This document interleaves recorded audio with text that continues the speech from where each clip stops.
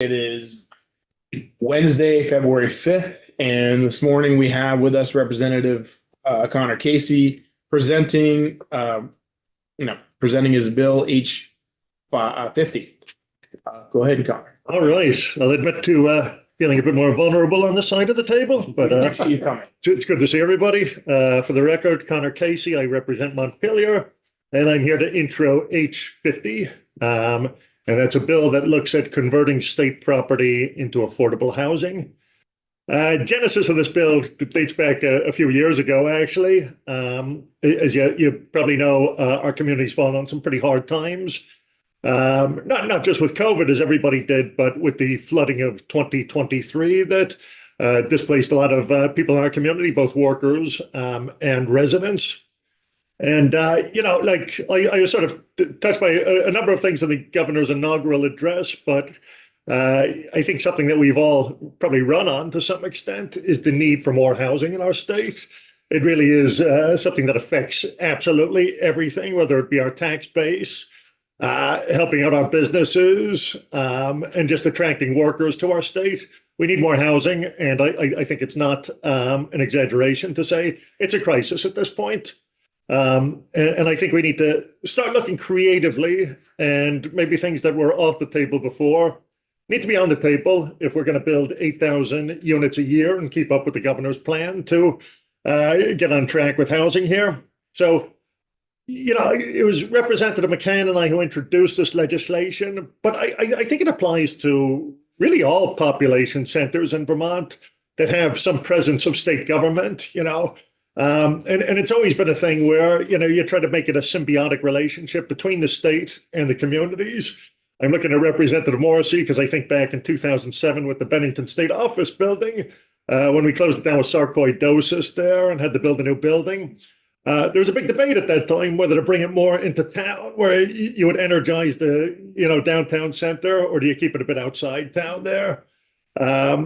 So anyways, this really comes to a head, I think, as you look at Montpelier and, everybody's very welcome to our town. But as you walk down the street, I would say you see, the remnants of the flood with a lot of empty space here. We have the 4 buildings that are offline at the complex, but it goes much further than that. If you look at the parking lots that have been decimated, and at a time when vacancy rates are near zero in Montpelier, I can't help but think, we need to start looking at things we haven't looked at before. And, we heard a great presentation by Doug Farnham week before last about the FEMA process and how this is going to drag out.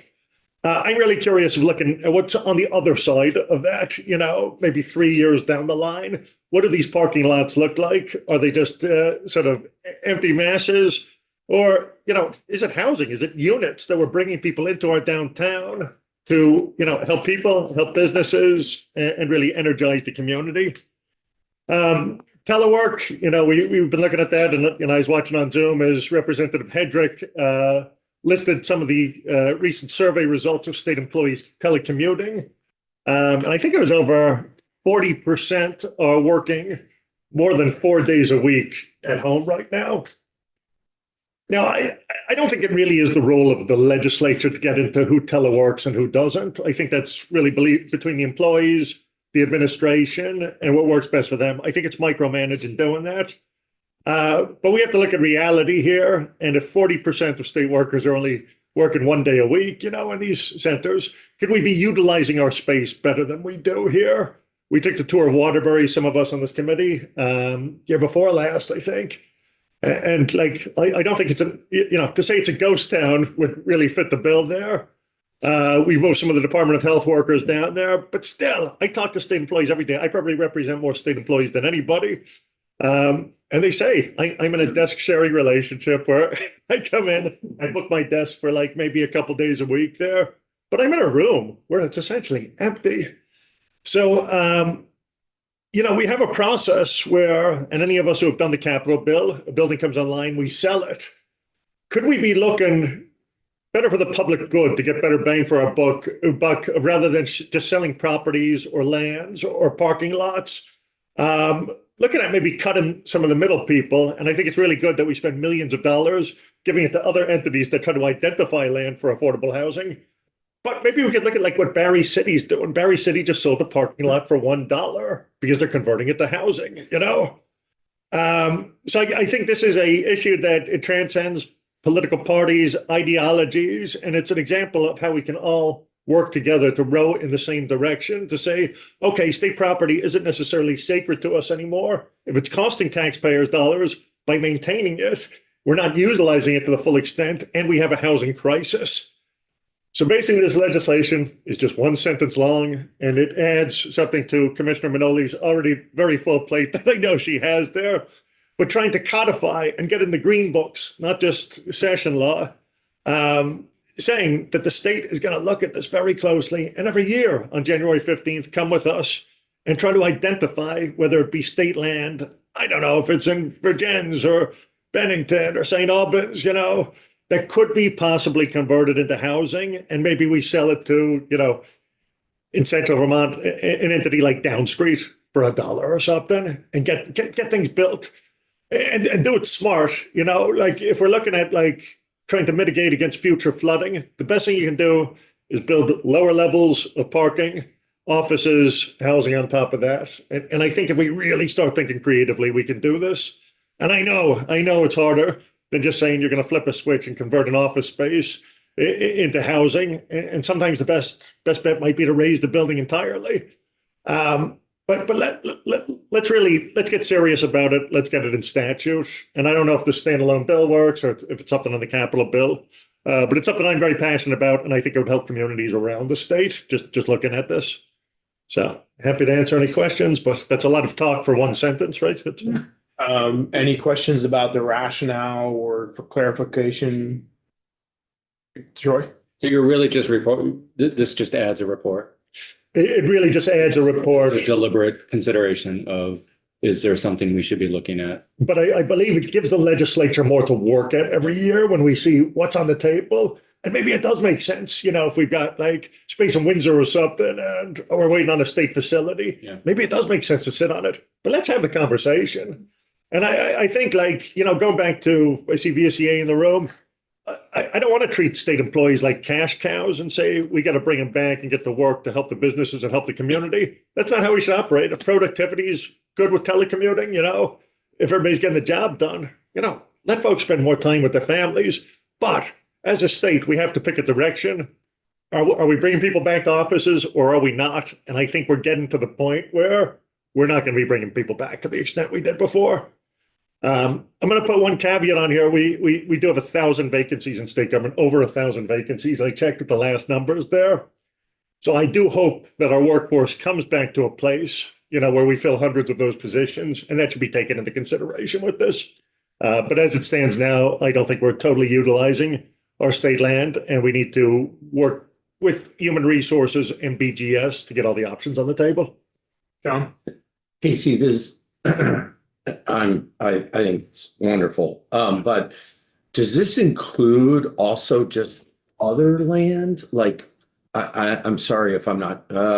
So just any undeveloped state land anywhere, like this, some land that doesn't have anything on it, doesn't have a road on it, but it's like, yeah, they own that 60 acres. They own those 3 acres. They own that quarter-acre lot there. Is it that too? Yeah. It's we actually put explicitly, you know, empty parking lots, right? Look at that, you know, everything should be on the table here. And I just wanted to make sure that that was included. Yep, absolutely. Okay.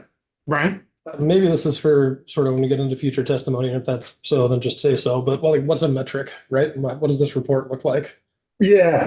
I thought about that too. And I do think through the committee process, if we choose to look at this, Talk to the commissioner. we could probably like collectively think, okay, what format is this useful for us to have? That's, you know, easy to get your head around. And we just look at the needs versus space there. It's different analysis. Yeah. And you know, we've heard from Commissioner Manoli. I think we're going to get this to some extent, the utilization report. She said it might take some time, and that's fine. This isn't about rushing anybody, but this is about trying to get this into the conversation at least. And I think the legislature needs to have a role.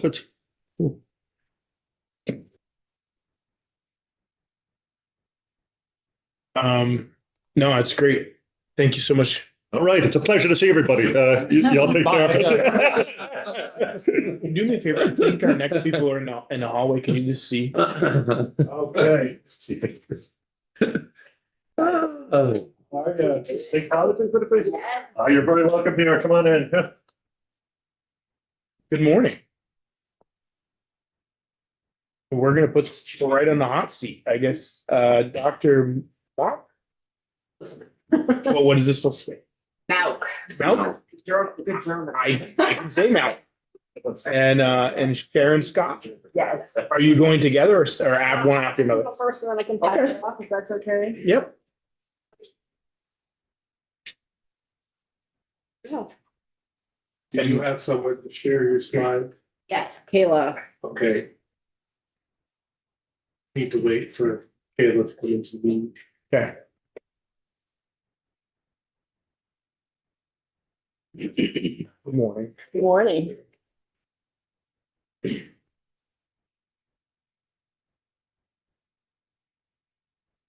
While we're waiting, I'll just tell the people watching that we are talking to the Vermont State Colleges about the governor's recommended 627 budget.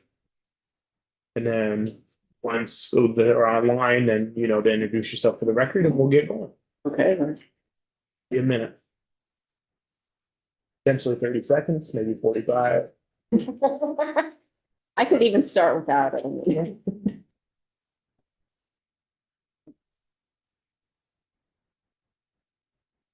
Percent. Thank you so much. Thank you. So, yes, good morning, everybody. I am Beth Mauk. I'm the Chancellor of the Vermont State Colleges System, for the record. And I am here with Sharon Scott, who is our Chief Financial and Operating Officer. And so what I'll just do today is I'm actually just going to provide an overview of the Vermont State Colleges System, because I know many of you are new either to the legislature or to this committee. And then Sharon will actually take over for me and talk about our actual budget request. So the Vermont State Colleges System is comprised of two institutions, the Community College of Vermont and Vermont State University. Community College of Vermont is led by President Joyce Judy, and Vermont State University is led by David Berg. The two institutions have campuses and centers anywhere from Bennington to Castleton to Montpelier to St. Albans and everywhere in between. We really are in the fabric of the communities. And over those communities, especially in rural areas, we have about 850 employees who really do help to make up the heart and soul of many of these rural areas in which they live in. I really want to thank this committee for all of the help and assistance that you have provided to the Vermont State Colleges System over the years. And I just thought I'd give a little bit of an example of how it is we've helped Vermont. So one of the challenges in Vermont has been getting healthcare. We train nurses. And so what that allows for is that when we have a healthcare system, we are able to supply nurses for that. And a high percentage, about 90% of our nurses actually are Vermonters. And as another example, as you know, we've been hit by floods over the last couple of years. And during that flood mitigation, we do have a small business center. That small business center helped many of the small businesses navigate the floods, navigate some of the federal regulations and the state regulations for that. And so we try to ensure that we are being a resource to all of those communities. And as I said, none of this would be possible without all of you. So the Vermont State Colleges System was actually established by the legislature for the benefit of Vermont. And what that means is that we believe that every Vermonter, regardless of their income or their location, should have access to high quality higher education. And that we know that we have to be continuously developing workforce needs so that we can help to grow the economy of Vermont. And that we have to be prepared for learners of all ages so that they can be ready for the opportunities of today. And as they navigate higher education, they can get the kinds of great jobs that they are looking for and help to move Vermont's economy at the same time. Just a little bit of the short history. So it wasn't many years ago that the Vermont State Colleges system found itself in dire financial situation. We had about 8 days of cash on hand just before the pandemic. And what we knew from that, yeah. And what we knew from that was that the system as it was unsustainable as we started to really look at it. And so what we have been doing, the legislature stepped in, you folks have supported us tremendously. And what we've really been able to do is look at that through the recommendations of the legislature, through the select committee, and say, how is it that we can continue to meet the needs of Vermonters today so that we can continue to grow this great system? At this point, we really are at a turning point. We are more stable. I'm very happy to tell you today that as part of that select committee's report, we were supposed to be able to have a balanced budget by 27. I'm expecting that that will be able to occur. We have made a number of modifications to really look at how it is we're going to support students of today. And just on a personal note, I'm like actually really excited to be here. So I've actually been here about a year and a month now. I have enjoyed this. My family and I have really gotten ourselves to be able to be in the state of Vermont. We enjoy just living here personally. And I'm really proud and honored of the work that they are doing at the Vermont State Colleges system to help Vermonters. So how is the state investment driving change? So let me just tell you a little bit about college students today. So college students today are actually older than what all of us might have in their minds. So on average in this country, the average age of a part-time student is 27. What they're looking for are flexible learning opportunities, online, hybrid, because they're not taking a step away to complete their higher education. What they're really doing is saying, I have this life, I would like to be able to, improve my life. And so how is it that I'm going to have my life and go to higher education? So they're looking for flexibility. In addition, they are also really, really concerned about how it is they're going to pay for a college education. And around the country, we often hear about student debt. This is even more immediate than student debt. We have students who literally, as they're sitting here now, are trying to figure out how it is they're going to pay for the fall semester, and they're not always so sure. And so as we look at the Vermont State Colleges system, we really are so proud of the work that we've been able to do in collaboration with this body to ensure that Vermonters can afford that higher education. So what are some of the things we've done? We leveraged the strength of the system. And so as we look at things, so right now, a student at CCV or VTSU can take a course anywhere across the state. We are increasing the number of online and hybrid offerings that we have due to student demand. What we see is that those online courses are growing at a very fast pace. We cut Vermont State University's tuition several years ago now and have kept it at that pace so that students know upfront they can afford college even more. And the 802 Opportunity Grant, which has been given to CCV currently, for any family that makes $75,000 or less, CCV is completely free to them. That has really increased the number of students who've been able to not only go to college, but to complete their college career, which is something that is so very important. That 802 Opportunity Grant, 73% of those students are first in their family to go to college. 69% of them are 25 or older. So you're starting to see this shift in what we're seeing. And then in addition, we've developed career-aligned programs that will meet the needs of the state, and we're very proud of those. So as you can see, we're making progress.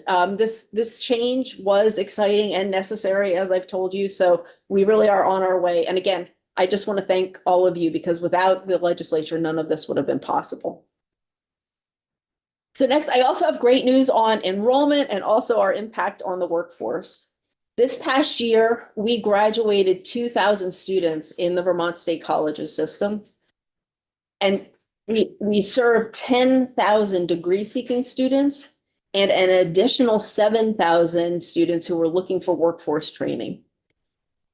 80% of those students were Vermonters. So we are very strongly serving the state of Vermont with that. And the other 20%, I just like to call future Vermonters. And in this year, Vermont State University, its enrollment in first year students had a 14% increase. We're expecting another double-digit increase as we're watching the patterns of enrollment for the fall of 25. So important because when we're talking about how is it that we're going to increase the number of Vermonters that are actually participating in higher education, it's statistics like this that are really telling of how we're going to do it. So one of the things I've been working on is VSC Vision 2030. Once again, we were established for the benefit of Vermont. And what that means is that we believe that every Vermonter, regardless of their income or location, should have access to high quality higher education, regardless of their income or location. And that we know we have to continue to develop the workforce, to grow Vermont's economy, and to serve our population at all ages so that they're ready for today's opportunities. And I repeated that just because I think just that notion of fundamentally what we are and what we're doing is so important. So I do have a vision for where do we go from here? And that vision does include more online and hybrid growth so that we continue to meet the needs of today's students. It includes things like a seamless transfer pathway from CCV to VTSU. I see as the future of higher education this notion of lifelong learning and of folks in and out of higher education throughout their lives so that they can continue to increase what they're able to do. This will mean expanded apprenticeships where students are able to earn while they learn, working at an apprenticeship, learning and earning at the same time.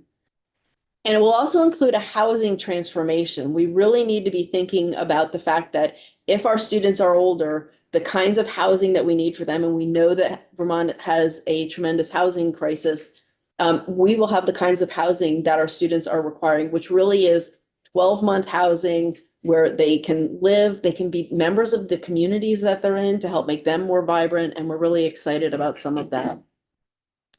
So my last note for all of you is to say, in the end, our future is not going to look like our past.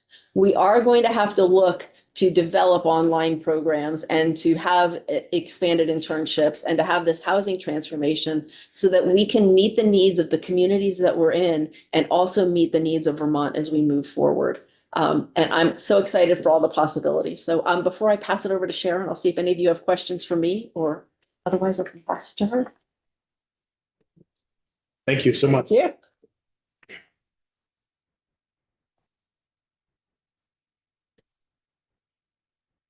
Good morning. For the record, my name is Sharon Scott. I am the Chief Financial and Operating Officer of the Vermont State Colleges. And I've been with the VSC since 2003. And I've been in this particular role since 2020.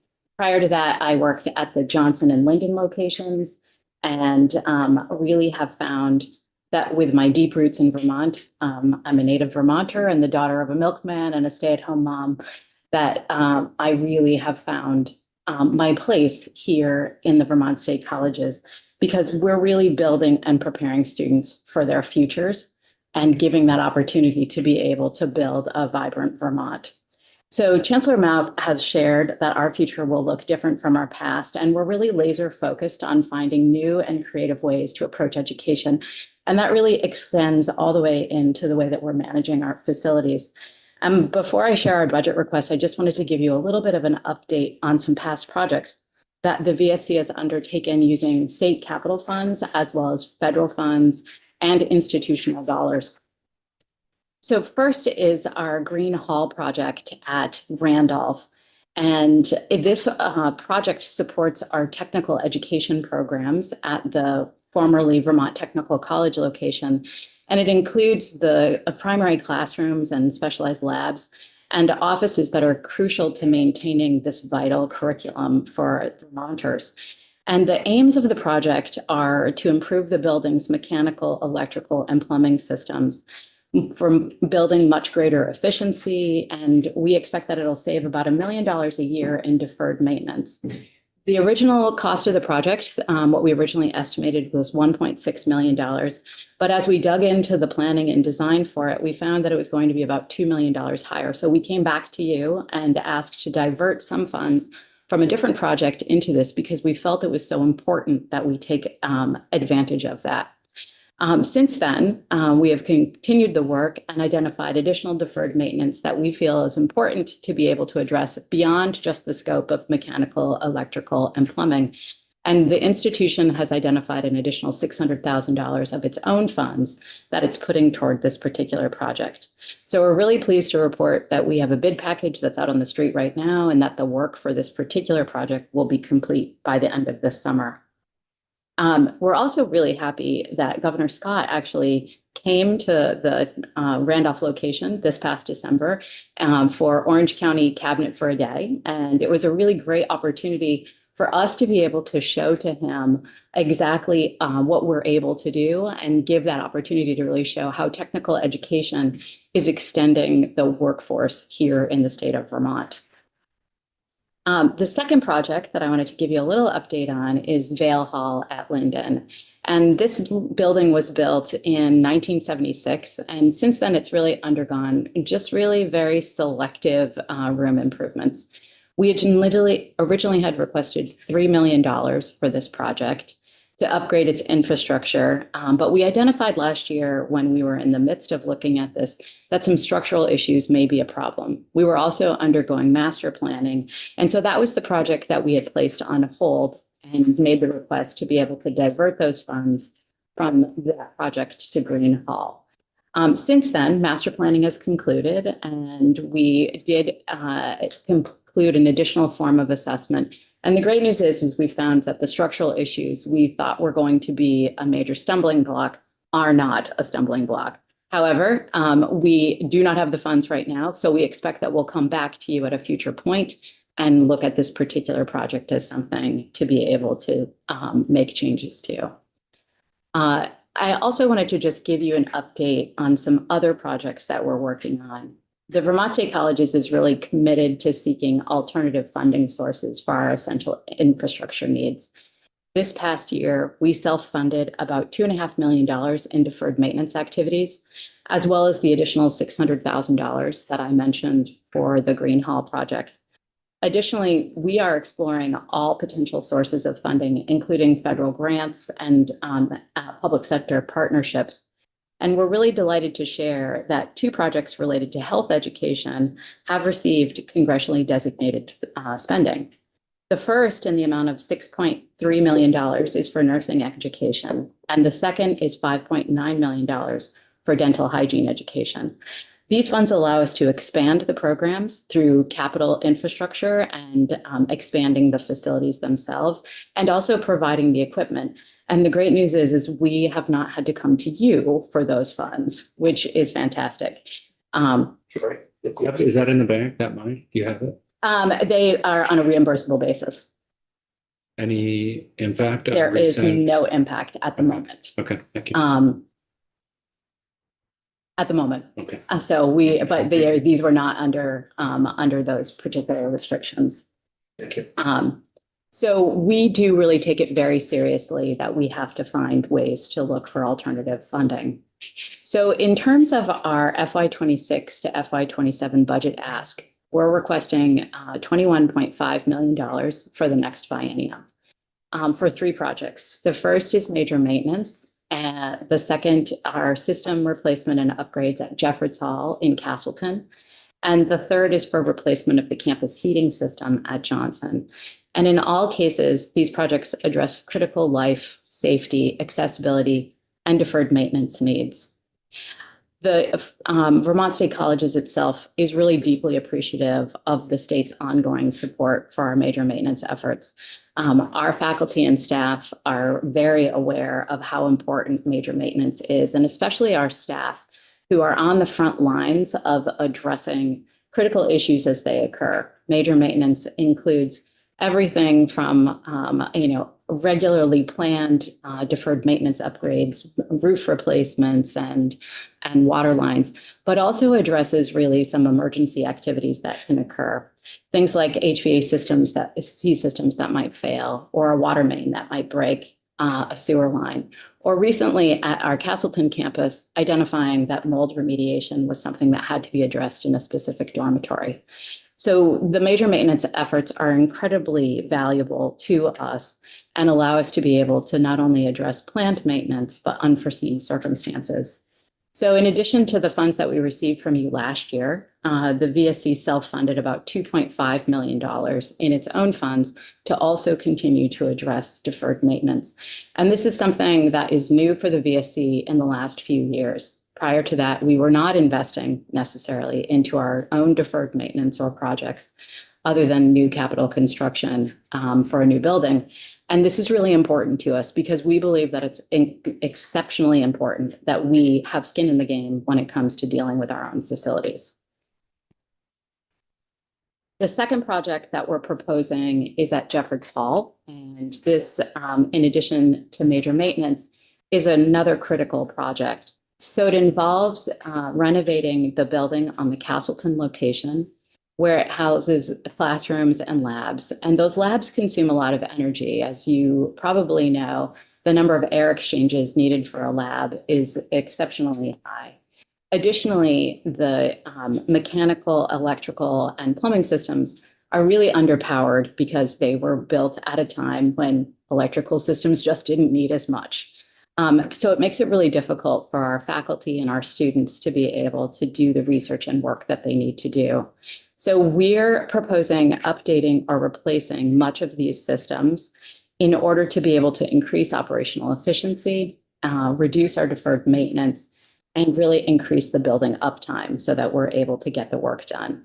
The project is estimated to cost $5.6 million, of which about $923,000 we would expect would go towards planning and design work in the first year and construction in the second year. Our third and final project is the replacement of the campus central plant, the heating plant at the Johnson location. And this project involves replacing a nearly 60-year-old boiler system that serves about 90% of the Johnson campus's heat needs. The plant is in fragile condition. Our parts are getting increasingly difficult to find, and the risk of catastrophic failure increases with every year that passes. So we propose replacing the central heating plant to improve system reliability, lower costs, and also to enhance energy efficiency. The estimate assumes right now that we would be replacing the central heating plant in the same building at the same location with the same heating source, which is number 2 fuel. We do anticipate that during design, we will also investigate alternative fuel options, and we will look at additional funding sources like Efficiency Vermont as we look for what that looks like. But we need to get further into the design process. So we're estimating right now for a like-for-like replacement about $8 million with $1.6 million allocated for planning and design in that first year, followed by construction in year 2. So in total, we're making a request for $21.5 million, and we greatly appreciate the support that we've received from this committee in the past, and certainly from the legislature and Governor Scott. We also understand, though, that you have very limited funding for capital. And in recent years, we really have tried to focus our efforts on addressing our capital needs effectively and recognize that we cannot depend solely on the state of Vermont for our support as it relates to those capital needs. Therefore, we were really committed these last few years to begin self-funding deferred maintenance and seeking outside partnerships and funding sources wherever possible. So as shown here on this particular slide, the governor has recommended $3 million for major maintenance over the biennium and $5 million for the Johnson heating plant for a total of $8 million. And we know that you have very, very many difficult decisions before you because the capital is such a small amount. But we look forward to answering any questions that you may have. Well, one's just to clarify, so for the Johnson project, the FY 26 million and a half is strictly for planning and design. Planning, design, yes, planning and design and consultant work. And then separately, what is the current occupancy of the dormitories at the Johnson campus? Approximately 200 in the dormitories themselves, and then there are students living in the college apartments. Could you express that as a percentage of the available base there? Right now, it's a little, it's right around 40%. Thank you. Any other questions? We're good. Thank you so much. We really appreciate it. Excellent.